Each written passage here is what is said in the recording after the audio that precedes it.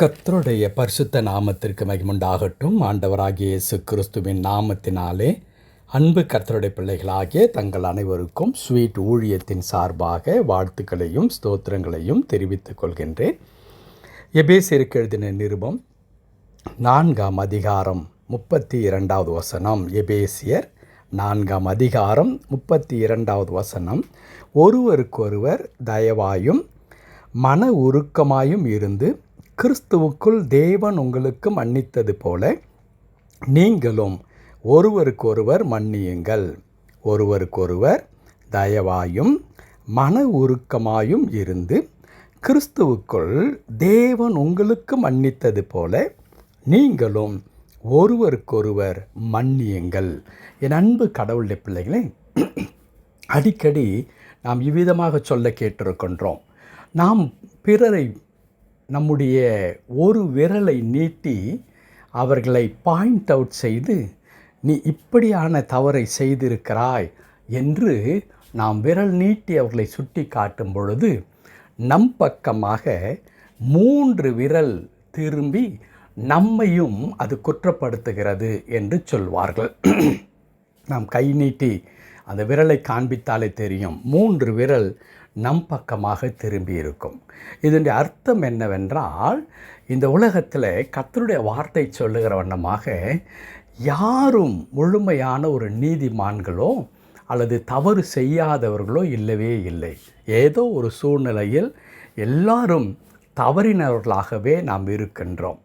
நீதிமான் ஒருவனும் இல்லை என்று வேதத்தில் எழுதியிருக்கிற வண்ணமாக எல்லாரும் பாவம் செய்து தேவ மகிமை அற்றவர்களாக நாம் இருக்கின்றோம் என்று கர்த்தருடைய வார்த்தை சொல்லுகிறது. என் அன்பு கடவுளுடைய பிள்ளைகளே, அப்படிப்பட்ட நிலையிலே கடவுள் என்ன செய்திருக்கின்றார்? நம்முடைய பாவங்களை எல்லாம் மன்னித்து நம்முடைய குற்றங்களை, நம்முடைய பிழைகளை, நாம் கடவுளுக்கு விரோதமாக செய்த எல்லாவற்றையும் ஆண்டவர் மன்னித்து, அதுவும் அன்கண்டிஷ்னலி, இதை செய்தால் நீ இப்படி இருந்தால் என்றெல்லாம் சொல்லாமல் அவர் தாமே முன் வந்து நம்முடைய பாவங்களையெல்லாம் ஏற்றுக்கொண்டு நம்முடைய மீறுதல் நிமித்தம் அவர் காயப்பட்டு நம்முடைய அக்கிரமங்கள் நிமித்தம் அவர் நொறுக்கப்பட்டார் என்று ஏசாயா தீர்க்கதரிசி கூறுகிற வண்ணமாக நம்முடைய பாவங்களையெல்லாம் அவர் சுமந்து நமக்கு இலவசமாக மன்னிப்பை நமக்கு கொடுத்திருக்கின்றார். அந்த மன்னிப்பை இயேசு கிறிஸ்துவின் மீது வைக்கின்ற விசுவாசத்தின் மூலமாக நாம் பெற்று கொண்டிருக்கின்றோம். இன்றைக்கு கடவுளுடைய பிள்ளைகளாக நாம் வாழ்ந்து கடவுளுடைய தண்டனைக்கு அப்பாற்பட்டவர்களாக ஆண்டவருடைய ஆசீர்வாதத்திற்கு சொந்தக்காரர்களாக நாம் மாறியிருக்கின்றோம். என் அன்பு கடவுளுடைய பிள்ளைகளே, அவ்விதமாக ஆண்டவருடைய பிள்ளைகளாகவும் ஆண்டவருடைய ஆசீர்வாதத்திற்கு பங்காளிகளாகவும் இருந்து இன்றைக்கு வாழ்க்கையில் மிக மகிழ்ச்சியோடு கூட ஆசீர்வாதத்தோடு கூட இருக்கிற நீங்களும் நானும் செய்ய வேண்டிய தலையாய கடமை என்ன? நம்முடைய ஃபெல்லோ பீயிங்கோடு கூட, நம்முடைய உறவுகளோடு கூட, நம்முடைய குடும்பத்தில் இருக்கிற அங்கத்தினர்களோடு கூட, நாம் பணியாற்றுகிற ஸ்தலத்தில் உடன் பணியாற்றுகிற மக்களோடு கூட, நாம் வசிக்கிற பகுதியில் இருக்கிற மக்களோடு கூட கிறிஸ்தவர்களாக கர்த்தருடைய பிள்ளைகளாக எவ்விதமாக இருக்க வேண்டும் என்று இங்கே எபேசியருக்கு பவுல் சொல்லும்பொழுது அழகாய் சொல்லுகிறார். ஒருவருக்கொருவர் தயவாயும் மன உருக்கமாயும் இருந்து கிறிஸ்துவுக்குள் தேவன் உங்களை மன்னித்தது போல நீங்களும் ஒருவருக்கு ஒருவர் மன்னியுங்கள். தயவாகவும் மன உருக்கமாகவும் நாம் இருக்க வேண்டுமாம். ஏனென்றால் கடவுள் நம்மீது தயவாக இருந்திருக்கிறார். அவர் நம்மை அடித்திருக்க வேண்டும், நம்முடைய பாவங்களுக்கு தக்கதாக அவர் செய்ய வேண்டும் என்றால் எவ்வளோ பெரிய தண்டனையை நமக்கு கொடுத்திருக்க வேண்டும். ஆனால் அந்த தண்டனை எல்லாம் ஆண்டவர் கொடுக்காமல், உன்னுடைய பாவத்தை நான் முதுகுக்கு பின்பதாக நான் போட்டுவிட்டேன், இனி அதை நினைக்க மாட்டேன் என்று சொன்ன கடவுள் நமக்கு ஆசீர்வாதத்தை கொடுத்திருக்கிறார், தண்டனையை கொடுக்கவில்லை. அதை பெற்று அனுபவித்து கொண்டிருக்கிற நீங்களும் நானும் பிறரிடத்தில் என்ன செய்ய வேண்டுமாம்? தயவையும் மன உருக்கத்தையும் காண்பிக்க வேண்டும். அது பிள்ளைகளானாலும் சரி, அது நம்முடைய மனைவி ஆனாலும் சரி, அல்லது இன்னும் குடும்பத்தில் இருக்கிற மற்றவர்களானாலும், கணவரானாலும், அல்லது உடன் பணியாற்றுகிற மக்கள் யாராக இருந்தாலும் சக மனிதர்களிடத்தில் நாம் என்ன செய்ய வேண்டும்? அன்புள்ளவர்களாக, இரக்கமுள்ளவர்களாக, மன்னிக்கிறவர்களாக நாம் இருக்க வேண்டுமா? ஒருவருக்கு ஒருவர் என்ன செய்யுங்கள்? நீங்கள் மன்னியுங்கள் என்று சொல்லுகின்றார். ஏன் மன்னிக்க வேண்டும்?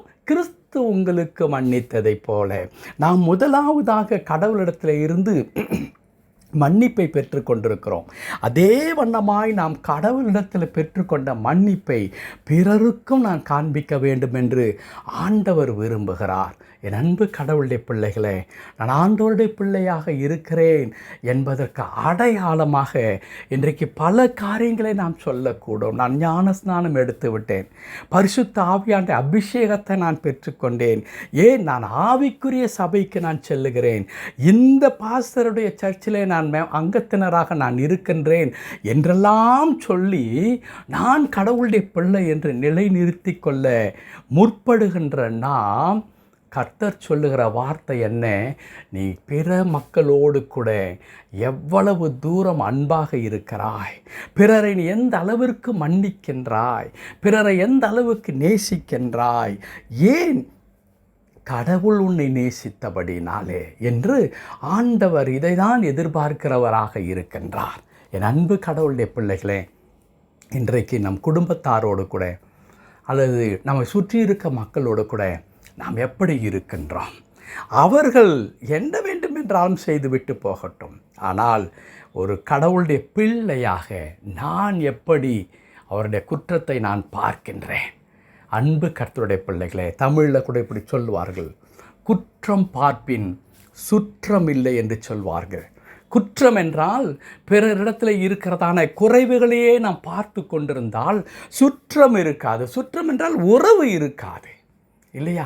உறவு இருக்காது. அன்பு கடவுளுடைய பிள்ளைகளே, நீதிமொழிகளில் அதைத்தான் நாம் வாசிக்கின்றோம். அன்பு அன்பு என்ன செய்யும்? குறைவுகளை, குற்றங்களை பார்க்காது.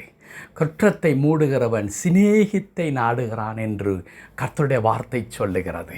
நாம் சிநேகிக்கிறவர்களாக இருப்போமானால், அன்பு பாராட்டுகிறவர்களாக இருப்போமானால், நாம் பிறருடைய குறைவுகளை பெரிதாக நினைக்க மாட்டோம்.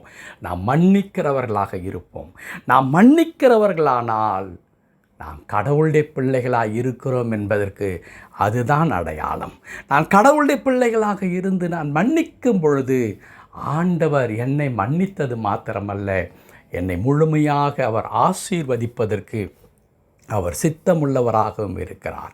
என் அன்பு கடவுளுடைய பிள்ளைகளே, பிராக்டிக்கலாக கிறிஸ்துவ வாழ்க்கை வாழ முயற்சிக்கிற ஒவ்வொருவரும் சடங்காச்சாரங்கள், சம்பிரதாயங்கள் எல்லாம் செய்வதன் மூலமாக மாத்திரமல்ல, அன்பு பாராட்டுகிறோமா, பிறருடைய குறைவுகளை நாம் மன்னிக்கிறோமா என்பதை நாம் சிந்தித்து கடவுளுடைய கரத்தில் நம்மை அர்ப்பணிப்போம். ஏனென்றால் ஆண்டவர் அதிலே தான் அதிகமாக விரும்புகின்றார்.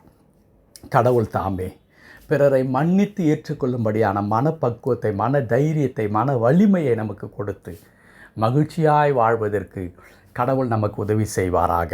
ஆமேன், ஆமேன்.